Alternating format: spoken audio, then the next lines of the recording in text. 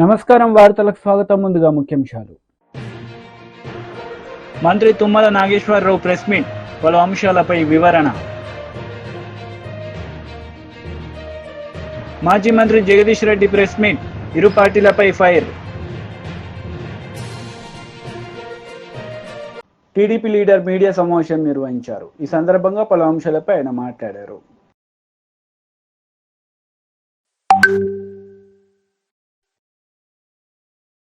ప్రపోజల్స్ని బట్టి అది 20 కోట్లు, 20.22 లక్షలు. అది కొత్త బ్రిడ్జి, పాత బ్రిడ్జ్ పక్కనే ఇంకో బ్రిడ్జ్ వస్తుంది. భద్రాచలంలో వచ్చినట్టే కిన్నెర సాని మీదకి ఉంటూ ఇంకో బ్రిడ్జ్ వస్తుంది. అదేవిధంగా ఇప్పుడు ఇక్కడ కోదాడ జంక్షన్ నుంచి వరంగల్ క్రాస్ రోడ్ కొద్దిగా మిగిలిపోయింది. అంతకుముందు లైన్ అవుతుంది పైన, ఇది అవుతుంది కానీ ఆ కొద్ది లింక్ మిగిలింది. అది కూడా ఎన్హెచ్ కాబట్టి దానికి ఒక 7 కోట్లు ప్రపోజ్ చేసాం, అది కూడా అప్రూవ్ చేశాం. మొత్తం కలిసి 654.86 కోట్లు, అంటే 655 కోట్లు సుమారు, కొద్దిగా తక్కువ.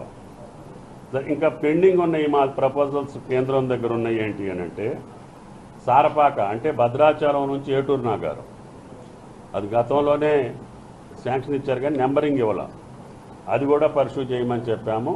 గోదావరి వెంట మనకి బొగ్గు గనులు ఉన్నాయి, తర్వాత పవర్ ప్రాజెక్ట్స్ వచ్చినాయి, గిరిజన ప్రాంతం కాబట్టి భద్రాచలం నుంచి ఏటూరు నాగారం వరకు 4 లైన్ అడుగుతున్నాం. ఇది కౌతాల దాకా పెట్టాం కానీ అవతల మొత్తం ఫారెస్ట్ ఉంది.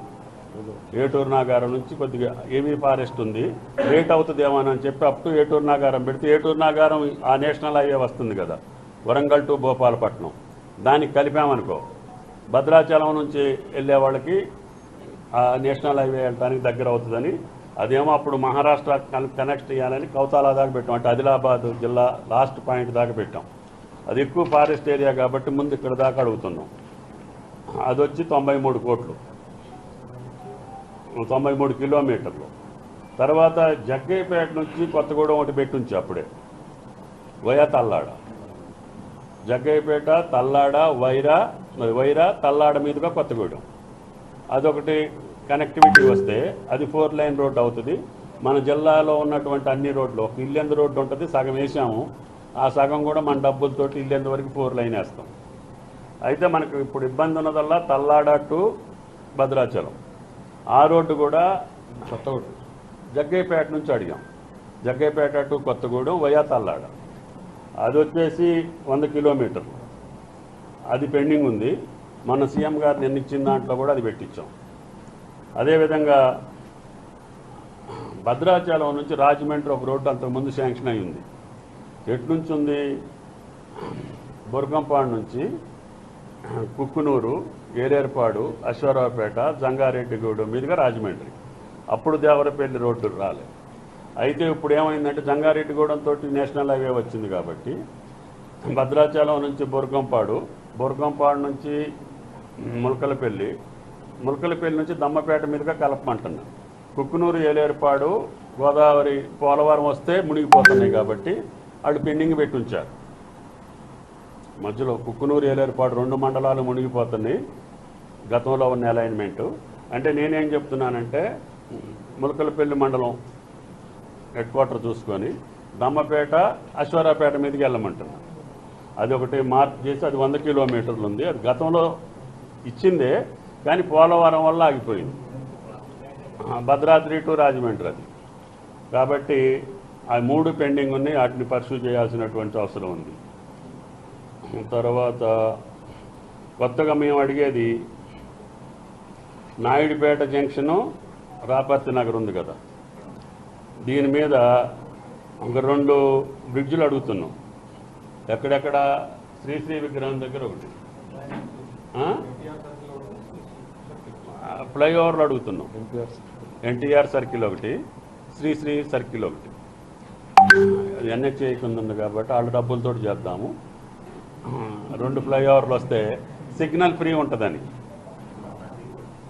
కిందోళ్ళు వెళ్తుంటారు, పైవాళ్ళు వెళ్తుంటారు. ఆ ఫ్లైఓవర్ వస్తే మనకి ఎన్టీఆర్ జంక్షన్ బాగా జామ్ అవుతుంది కాబట్టి అదొకటి 80 crores ఉంది. రెండోది వచ్చి అంతే కదా,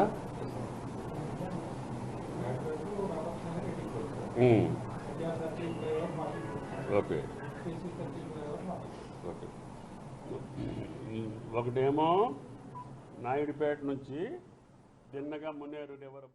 YCP leader Ambati Rambabu media సమావేశం నిర్వహించారు. ఈ సందర్భంగా పలు అంశాలపై ఆయన మాట్లాడారు.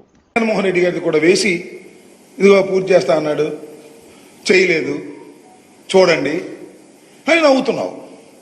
నీ పక్కన అంతా కూడా నీ తాబేదారులు, నీ సమ్మతీయులు అందరూ నీకు సంబంధించిన మీడియా వాళ్ళని పెట్టుకుని వాళ్ళతో క్వశ్చన్లు ఎంచుకుని నేను అడుగుతున్నానయ్యా, చంద్రబాబు నాయుడు గారు మీరు 5 సంవత్సరాలు ముఖ్యమంత్రిగా ఉన్నారు. గతంలో మీరేం చెప్పారు? అప్పుడు మర్చిపోయారా?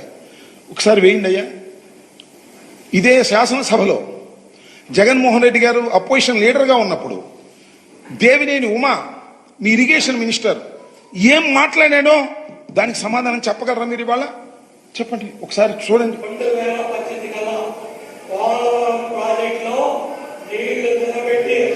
చంద్రబాబు నాయుడు గారు అప్పర భగీరథుడిగా ఈ దేశ చరిత్రలో నిలబడతాడు, రాసి పెట్టుకో నీ సాక్షి పత్రికలో చాలు. ఈ రాసి పెట్టుకో అన్న ఆయన లేడు. ఇప్పుడు ఇంకో ఆయన వచ్చాడు పక్కన, ఇరిగేషన్ మంత్రి గారు, పచ్చ చొక్కా వేసి కూర్చున్నాడు. నిమ్మల రామానాయుడు గారు బాగా స్టడీ చేసే మనిషే. నేను శాసనసభలో కూడా చూసి ఆపోజిషన్లో ఉన్నప్పుడు ఆయన ఏం మాట్లాడలేదు. ఇవాళ ఇరిగేషన్ మంత్రి గారు ఎందుకు మాట్లాడలేదు? కారణం ఒకటే, ఆయన ఇంకా అర్థం కాల. అర్థం చేసుకుంటాడు. నేను చెప్పాను చాలా క్లిష్టమైంది, అర్థం కాదు అని. నీకు కూడా చాలా అర్థం కాల. ఇంకా నాకు అర్థమైంది, పెద్దవాడు అనలేదు, కానీ నీకు కూడా ఇంకా అర్థం కాలేదు. ఎందుకని అర్థం కాలేదంటే 41.15 ఫస్ట్ స్టేజీ, 45.72 సెకండ్ స్టేజ్ అనే దాని మీద నిన్ను ప్రశ్నలు అడిగితే దాన్ని స్టడీ చేయాలనేటువంటి మాట మీరు మాట్లాడారు. నేను ఏమిటి ఇక్కడ చెప్పదలుచుకుంది ఏంటంటే, మీరు మమ్మల్ని పూర్తి చెయ్యలేదు అనేటువంటి మాట మీరు మాట్లాడుతున్నారు. మరి మీరిచ్చిన మాటను ఏ విధంగా సమర్థించుకుంటారు? నెంబర్ 1. నెంబర్ 2, మొత్తం టోటల్గా చంద్రబాబు నాయుడు గారి ఇవాళ శ్వేతపత్రం మీద ఇచ్చినటువంటి ప్రజెంటేషన్ కానీ, వారు చెప్పినటువంటి ఉపన్యాసం కానీ, వారు చెప్పినటువంటి లెక్కలు కానీ ఒక్కసారి మీరు పరిశీలన చేయండి. ఆత్మవిశ్వాసం లేదు, అన్ని తప్పులు చెబుతున్నా అనేటువంటి భయం లోపలుంది. అందువల్ల అట్ట మార్చేటటువంటి ప్రయత్నం చేసేటటువంటి ప్రయత్నం చేశారు. ఎప్పుడు పూర్తి చేస్తారు అంటే దానికి సమాధానం లేదు. ప్రతి సోమవారం పోలవరం అన్న చంద్రబాబు నాయుడు గారు మళ్ళా సోమవారం ఇంకా పోలవరం వెళ్ళాలని చెప్పేశాడు. ఇవాళ వీళ్ళు ఏం చేయాలి? నేను ప్రతి సోమవారం వెళ్ళి అదేమంటే విధ్వంసం. జగన్మోహన్ రెడ్డి గారు విధ్వంసం చేసేశాడు. కాంట్రాక్టర్ మార్చేశాడు. కాంట్రాక్టర్ మార్చేయడంతో విధ్వంసం జరిగిపోయింది. నేను ఒకటి మనవి చేస్తున్నా, చరిత్రలో కోర్స్ మీరు గెలిచి ఉండొచ్చు, 4వ సారి మీరు ముఖ్యమంత్రిగా ప్రమాణ స్వీకారం చేయవచ్చు. వయసులో నాకన్నా జగన్మోహన్ రెడ్డి గారి కన్నా, జగన్మోహన్ రెడ్డి గారి కంటే జగన్మోహన్ రెడ్డి గారి తండ్రి వయసు మీద పెద్దవారు కావచ్చు.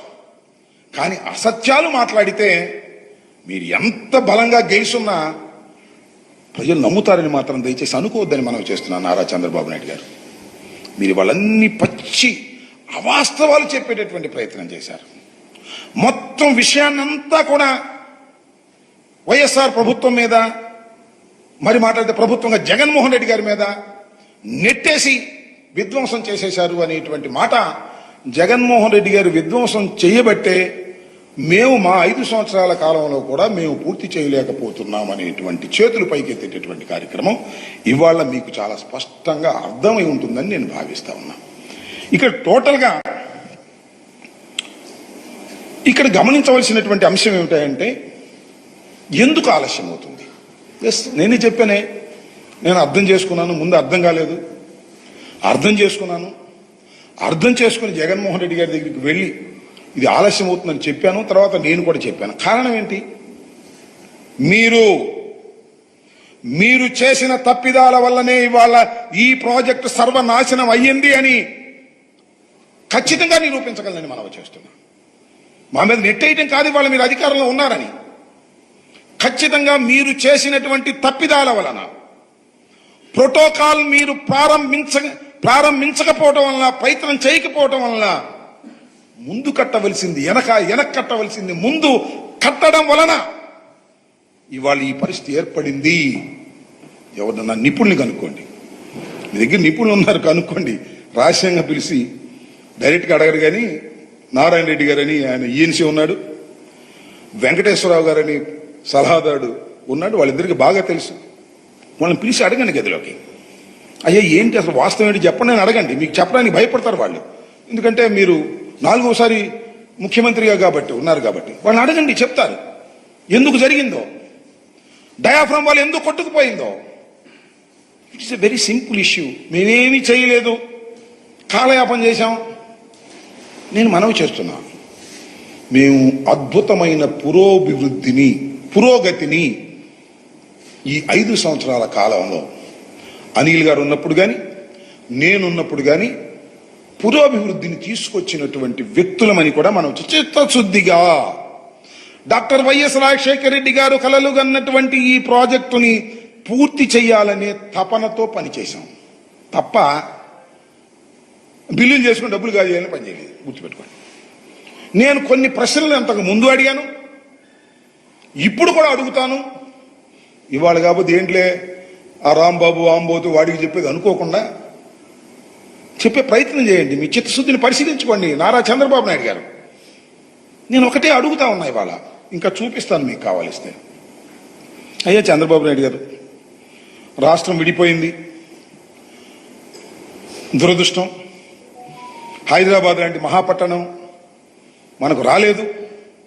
అందువల్ల కేంద్రంలో ఉన్నట్టు కాంగ్రెస్ ప్రభుత్వం ఏం చేసింది, పోలవరం అని బీజేపీ లీడర్ మీడియా సమావేశం నిర్వహించారు. ఈ సందర్భంగా పలు అంశాలపై ఆయన మాట్లాడారు. కలిసి కానీ అమ్మ పేరు మీద కానీ మొక్క నాటాల్సినటువంటి కార్యక్రమం. ప్రతి బూత్లో కూడా 10 మొక్కలు కనీసం నాటాలనేటువంటిది. ఆ రకంగా 3.5 లక్షలు. మరి సామాజికంగా కూడా సమాజంలో మిగతా ఔత్సాహికులను భాగస్వామ్యం చేస్తూ మరొక 1,50,000 మొక్కలు, 5 లక్షల మొక్కలు తెలంగాణ రాష్ట్రంలో ఈ 15 రోజుల కార్యక్రమంలో నిర్ధారించుకోవడం జరిగింది. ఇప్పటికీ అక్కడక్కడ ఈ కార్యక్రమాలను కొనసాగిస్తూ వస్తున్నాం. 29, 30 తేదీల్లో రాష్ట్ర వ్యాప్తంగా అన్ని జిల్లాల్లో సమావేశాలు నిర్వహించి ఆ సమావేశాల్లో డాక్టర్ శ్యామాప్రసాద్ ముఖర్జీ ఈ దేశ సమగ్రత కోసం చేసిన బలిదానం గురించి చర్చించి మరి అక్కడనే ఆ జిల్లా కేంద్రాలు విభిన్న మోర్చాలకు సంబంధించినటువంటి వాళ్ళకు కూడా మొక్కల పంపిణీ చేసి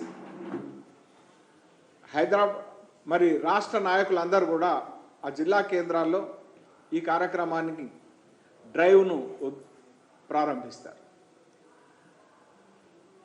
అదే రకంగా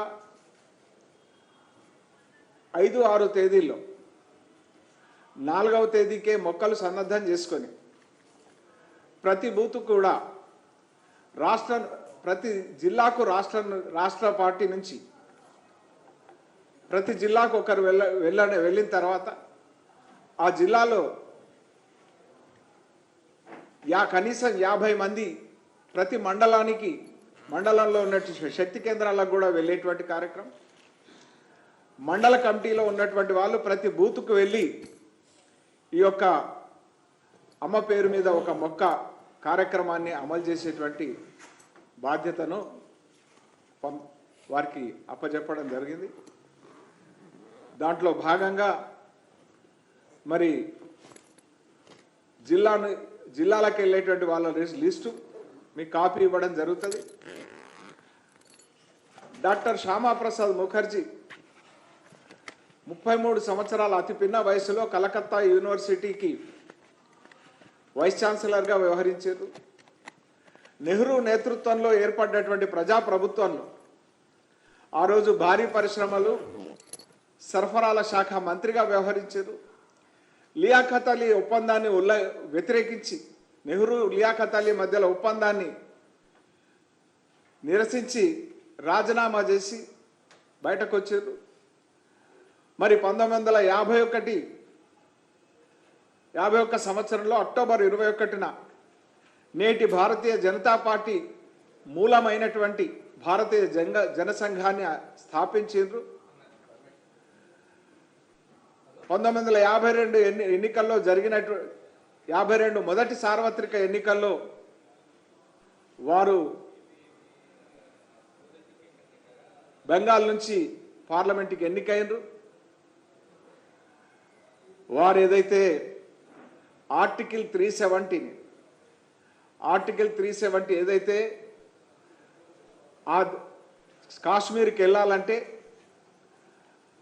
పర్మిట్ కావాలి, అంటే వీసా కావాలి, దీన్ని వ్యతిరేకిస్తూ అక్కడ ముఖ్యమంత్రిని ప్రధానమంత్రి అనేటువంటి అంశాన్ని వ్యతిరేకిస్తూ మువ్వన్నెల జెండా కాదు అక్కడ ప్రత్యేకమైన జెండా అనేటువంటి అంశాన్ని వ్యతిరేకిస్తూ భారత రాజ్యాంగం కాదు కాశ్మీర్కు ప్రత్యేక రాజ్యాంగం అనేటువంటి విషయాన్ని వ్యతిరేకించి ప్రాణాలకు తెగించి కుట్ర జరుగుతుంది, వారి ప్రాణాలను తీయాలనేటువంటి కుట్ర జరుగుతుంది అనేటువంటి విషయం గూఢచారి వర్గాల ద్వారా ఇంటెలిజెన్స్ ద్వారా తెలిసినా కూడా దేశ సమగ్రత కోసం ముందుకు కదిలినరు. 45 రోజుల నిర్బంధం తర్వాత ఆ నిర్బంధంలో జరిగినటువంటి కుట్రల కారణంగా వారి ప్రాణాలు బలిపెట్టడం జరిగింది. దాని తర్వాత దేశంలో పెరిగినటువంటి దేశవ్యాప్తంగా పెళ్ళుబుకినటువంటి ఆవేదన ఆందోళనలతోని ప్రభుత్వం దిగొచ్చి పర్మిట్ విధానాన్ని రద్దు చేసింది. ముఖ్యమంత్రిగానే కానీ ప్రధానమంత్రిగా ప్రవచించడాన్ని మరి రద్దు చేసింది. ఆర్టికల్ 370ని భారతీయ జనతా పార్టీ నరేంద్ర మోదీ గారి నేతృత్వంలో 2019లో ఆగస్టు 5వ తేదీన భారత పార్లమెంటు మరి ఆర్టికల్ 370ని 35A రద్దు చేసి ఈ దేశానికి బీఆర్ఎస్ లీడర్ మీడియా సమావేశం నిర్వహించారు. ఈ సందర్భంగా పలు అంశాలపై ఆయన మాట్లాడారు. తర్వాత అంతర్జాతీయ బొగ్గు కూడా దిగుమతి చేసుకోవాల్సిన అవసరం ఉంది కాబట్టి కేంద్ర ప్రభుత్వం ఇచ్చిన నిబంధన ప్రకారం పోర్టులు కూడా అందుబాటులో ఉండటం అనేది. ఇంకొకటి ఇంకా ప్రధానమైనది దీంట్లో ఈ ఉత్పత్తితోనే ఏదైతే యాష్ వస్తుందో ఫ్లై యాష్ వస్తుందో దాన్ని డిస్పోజల్ చేయడం అనేది ఇమ్మీడియట్గా వెంటనే చేయాలనేది ఎన్జిటి కండిషన్ కూడా. ఇవన్నీ అనుకూలంగా ఉన్నది దామరచర్ల ప్రాంతం. అక్కడ ప్రభుత్వ భూమి దొరికింది, అందుబాటులో నీళ్లున్నాయి, పోర్టుల నుంచి కూడా అవసరమైతే కావాల్సిన రోడ్ మార్గం ఉంది. అటు కృష్ణపట్నం కావచ్చు, ఇటు మచిలీపట్నం కావచ్చు, ఒంగోలు చీరాల కావచ్చు. దాంతోపాటు ఆ ప్రాంతంలో ఉన్న సిమెంట్ ఫ్యాక్టరీలు ఏదైతే ఉన్నాయో అవి వెంటనే మేము ఫ్లై యాష్ తీసుకుపోవడానికి మేము సిద్ధంగా ఉన్నామని చెప్పి ముందుకొచ్చి అగ్రిమెంట్లు కూడా ఇచ్చారు. ఇక ఇక్కడ ఎక్కడ కూడా ఏ చిన్న అభ్యంతరం లేదు ఇక్కడ. ఇంకొకటి దీంట్లో ప్రధానమైంది బొగ్గు కేటాయింపు అనేది కేంద్ర ప్రభుత్వం యొక్క ఇష్టం మీద ఆధారపడి ఉంది, కేంద్ర ప్రభుత్వం యొక్క అధికారం అది. సింగరేణి నుంచే ఇవ్వాలని ఏం లేదు, దానికి ప్లాంట్ బొగ్గు ఇంకెక్కడి నుంచైనా కూడా కేటాయించవచ్చు, బొగ్గు ఇంకెక్కడి నుంచైనా కేటాయించవచ్చు కేంద్ర ప్రభుత్వం. కాబట్టి వాళ్ళు ఏదో అక్కడ పెట్టి దూరం అయింది, దీనివల్ల ఏదో ట్రాన్స్పోర్ట్ తగ్గుతుంది, ఖర్చు ఎక్కువవుతుంది అని చెప్పి ఒక తెలివిలేని వాదన, మూర్ఖపు వాదన, మోసపు వాదన తప్ప ఇంకోటి కాదు. ఇంకొకటి ఏముంది, కేంద్ర ప్రభుత్వం అప్పుడే ఒకరు సర్క్యులర్ ఇచ్చింది, తప్పకుండా ప్రతి ప్లాంట్ కూడా 10% విదేశీ బొగ్గును వాడాలి అని. 10% విదేశీ బొగ్గును వాడాలని. మరి నిజంగానే దాన్ని కఠినంగా అమలు చేస్తే వాళ్ళు అయితే వాడుతున్నారు. చాలా చోట్ల కేంద్ర ప్రభుత్వం చెప్పిన దానికి లొంగిపోయినారు. మనం ఒక్కరమే సింగరేణి మన చేతిలో ఉంది కాబట్టి అని చెప్పి మేము తీసుకోము, మీరు చెప్పింది కేంద్రం చెప్పినట్టుగా విదేశీ బొగ్గు తీసుకుంటే ధర ఎక్కువ అవుతుంది, మాకు అవసరం లేదు అని చెప్పి సింగరేణి వాడుతున్నాం. కానీ నిజమే కేంద్రం కనుక కఠినంగా అమలు చేస్తే వాళ్ళు ఇచ్చిన నిబంధన విదేశీ బొగ్గు తేవాల్సి వస్తుంది. మరి తేవాల్సి వచ్చినప్పుడు తప్పకుండా పోర్ట్లకు దగ్గర అదే ఉంటుంది. ఇది ఒక అర్ధరహితమైన వాదన. ఇంకొకటి ఫ్లై యాష్ అక్కడ పెట్టినా ఆ ఫ్లై యాష్ను డిస్పోజల్ చేయాలంటే ఇక్కడ ఫ్యాక్టరీలో రావాల్సిందే. అవును, బొగ్గు అక్కడనే ఉంది అనుకుంటే ఫ్లై యాష్ ఇక్కడికి రావాలి. ఇవాళ ఇక్కడే ఉంది కాబట్టి ఈజీ ఉంది డిస్పోజల్ కూడా. మరి ఎట్లా చూసినా ఇబ్బంది లేదు. వీటన్నిటికీ మించి ఇంకొక వైపు దానిపైన చర్చ జరుగుతున్నప్పుడు కేసీఆర్ గారు ఇంకొకటి మెగా పవర్ ప్లాంట్ మనం నిర్మాణం చేయాలి, అల్ట్రా మెగా పవర్ ప్లాంట్ 4000 మెగావాట్లతో అని చెప్పి చర్చ చేస్తున్నప్పుడు నేను కూడా రిక్వెస్ట్ చేసిన, వెనుకబడ్డ జిల్లాకు సంబంధించిన మంత్రిగా, సార్ మా జిల్లాలో ప్రభుత్వం నుంచి వచ్చిన ఒక్క భారీ ప్రాజెక్టు లేదు, ఒక పరిశ్రమ లేదు, ఈ అవకాశం మాకు ఇస్తే, ఎందుకంటే ఇన్ని అవకాశాలు మాకు ఇక్కడ ఉన్నాయి, ఒక పవర్ ప్లాంట్ పెట్టడానికి కావాల్సిన అన్ని వసతులు ఇక్కడ ఉన్నాయి, ఇక్కడ అవకాశం ఇస్తే మా జిల్లా కూడా బాగుపడుతుంది, ఇది మా అందరి కోరిక, మా ప్రజల కోరిక అని చెప్పి నేను వారిని రిక్వెస్ట్ చేసిన. ముందు మహబూబ్నగర్లో పెడదామని ఆలోచన చేశాను. ఎందుకంటే అక్కడ రాయచూరు పవర్ ప్లాంట్ ఉంది, మహబూబ్నగర్ జిల్లాను ఆనుకొని కర్ణాటకలో. అక్కడ పవర్ ప్లాంట్ ఉంది అంటే మిగతా అన్ని అనుకూలమైన అంశాలు ఉన్నట్లు కదా, అక్కడ ఒకసారి ప్రయత్నం చేద్దామని చేశారు. చేస్తే దురదృష్టవశాత్తు అక్కడ భూమి అందుబాటులో లేకపోవడం జరిగింది. వెనుకబడ్డ ప్రాంతాల్లో కూడా అభివృద్ధిని సమానంగా తీసుకురావడం అనేది ఒక విజనరీ ప్రభుత్వంకు ఉండే లక్షణం. ఇవాళ మనం చూస్తున్నాం దేశవ్యాప్తంగా, ప్రపంచవ్యాప్తంగా, ఆయా దేశాలు కావచ్చు, ఆయా రాష్ట్రాలు కావచ్చు, అభివృద్ధి విషయంలో ప్రాంతాలలో తేడా వస్తే ఏం జరుగుతుందో మనం చూస్తున్నాం. మరి ఇటువంటి సందర్భంలో మొత్తం 70 ఏళ్ల నుంచి వెళ్ళి అనాదరణకు గురై, నిరాదరణకు గురై నాశనమైన వ్యవసాయం ఒకవైపు, సాగునీళ్ళు పక్కన పెడితే కనీసం తాగునీళ్ళు లేక ఫ్లోరైడ్తో నాశనం అయిపోతున్న జిల్లా, ఒక్క పరిశ్రమ అనేది లేక, ప్రభుత్వం నుంచి ప్రోత్సాహం లేక, ఉపాధి అవకాశాలు లేకపోయిన జిల్లా, మరి అక్కడ ఒక పెద్ద పవర్ ప్లాంట్ తేవడం అనేది అది ఒక ఆర్థిక అభివృద్ధి కేంద్రం. మాకు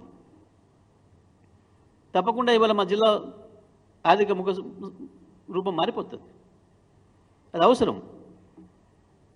ఇంత స్పష్టంగా ఉంటే వాస్తవాలు ఒక చిల్లర మాటలతోని ఇంత పెద్ద లక్ష్యాన్ని చేరుకున్న ప్రభుత్వాన్ని, కేసీఆర్ గారిని అభినందించాల్సింది పోయి ఒక దుర్మార్గమైన, ఆధారం లేని, అర్ధరహితమైన ఆరోపణలు చేస్తూ వారు ఈ చర్య చేస్తూ ఉన్నారు. ఇంకొకటి కూడా ఇదే సందర్భంలో ఓపెన్ టెండర్లలో పిలిస్తే తక్కువకొచ్చేది. టీడీపీ లీడర్ మీడియా సమావేశం నిర్వహించారు. ఈ సందర్భంగా పలు అంశాలపై ఆయన మాట్లాడారు. నీకు జైలు కూడు తింటే తప్పితే నీకు మళ్ళీ జ్ఞానం రాదు, ప్రజల విలువలు తెలియదు, అహంకారంతో కొట్టుమిట్టాడుతున్నావు. ఈరోజు ఇక ఒక మాటలో చెప్పాలంటే నువ్వు మాట్లాడిన మాటలు ఒక్కొక్కటే చూస్తే చాలా ఇబ్బందికరంగా కనపడతా ఉంటాయి. ఇప్పుడు ప్రజానీకం, పల్నాడు ప్రజానీకం ప్రశాంతమైన ప్రజానీకం, వాళ్ళు ఒక విశ్వసనీయతకి నిదర్శనంగా ఉండే వ్యక్తులు. అందుకనే మీరు చేసిన వైఎస్ఆర్ పార్టీ చేసిన దౌర్జన్యాలకి మరి ఒక క్లీన్ చిట్ ఈరోజు ఒక తెలుగుదేశం పార్టీ 7 శాసనసభ్యుల్ని చిన్న మెజారిటీస్తో కాదు అత్యధిక మెజారిటీలతో గెలిపించారు పల్నాడు జిల్లా ప్రజానీకం అనేది కూడా ఈ సందర్భంగా గుర్తు చేస్తున్నాను. అందుకనే మిమ్మల్ని వదిలిపెట్టే ప్రసక్తి లేదు.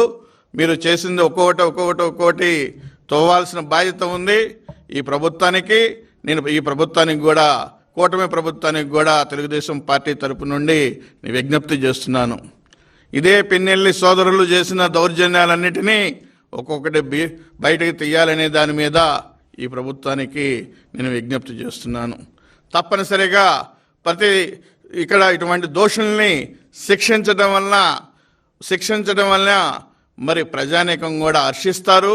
అదేవిధంగా భవిష్యత్తులో ప్రజాస్వామ్య విధానాల్లో ముందుకు నడవడానికి అవకాశాలు ఉంటాయి అనేది కూడా ఈ సందర్భంగా తెలియజేసుకుంటూ, తప్పనిసరిగా ఎవరైనా సరే భవిష్యత్తులో ఈ యొక్క ప్రభుత్వం, ఇప్పుడు జరుగుతున్న ఈ ప్రభుత్వం, చంద్రబాబు నాయుడు గారు కూటమి ప్రభుత్వం మరి భవిష్యత్తులో విలువలతోటి వెళుతుంది అనే విశ్వాసం ప్రజల్లోకి వచ్చింది.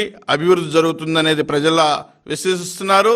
తప్పనిసరిగా సామాన్యునికి న్యాయం జరుగుతుందని విశ్వసిస్తున్నారు. తప్పనిసరిగా ఇటువంటి గూండాయిజాన్ని మరి రూపుమాపుతారనే దాని మీద కూడా ఆలోచిస్తున్నాం. ఇంకోటి విషయం కూడా చెప్పాలి. నిన్న ఎలక్షన్స్ అప్పుడు తెలుగుదేశం పార్టీకి సంబంధించిన కార్యకర్తల మీద మరి దౌర్జన్యాలు చేసి వాళ్ళ మీదే కేసులు పెట్టిన సంఘటనలు కూడా ఈరోజు కూడా ఉన్నాయి. ఈ రోజు వరకు కూడా పల్నాడు జిల్లాలో జైల్లో తెలుగుదేశం పార్టీ కార్యకర్తలు ఉన్నారు. అంటే ఒకటి, నువ్వు ఆ రోజు మీ ఇన్ఫ్లుయెన్స్ తోటి కేసులు బుక్ చేయించారు మీకున్న అక్కడ ఉన్న పోలీస్ డిపార్ట్మెంట్ తోటి. ఈరోజు రేపు మీరు కూడా అనుభవిస్తారు. ఎప్పుడు న్యాయం గెలుస్తుంది, ధర్మం గెలుస్తుంది, దానికి నిదర్శనం ఈరోజు తెలుగుదేశం పార్టీ కూటమి మరి అధికారంలోకి రావటం అనేది. ఒకసారి వార్తలు ముగించే ముందు ముఖ్యాంశాలు మరోసారి. మంత్రి తుమ్మల నాగేశ్వరరావు ప్రెస్ మీట్, పలు అంశాలపై వివరణ. మాజీ మంత్రి జగదీష్ రెడ్డి ప్రెస్ మీట్, ఇరు పార్టీలపై ఫైర్. ఈ వార్తలు ఇంతటితో సమాప్తం. తిరిగి ప్రసారమయ్యే వార్తలు మళ్ళీ కలుద్దాం. అంతవరకు సెలవు. నమస్తే.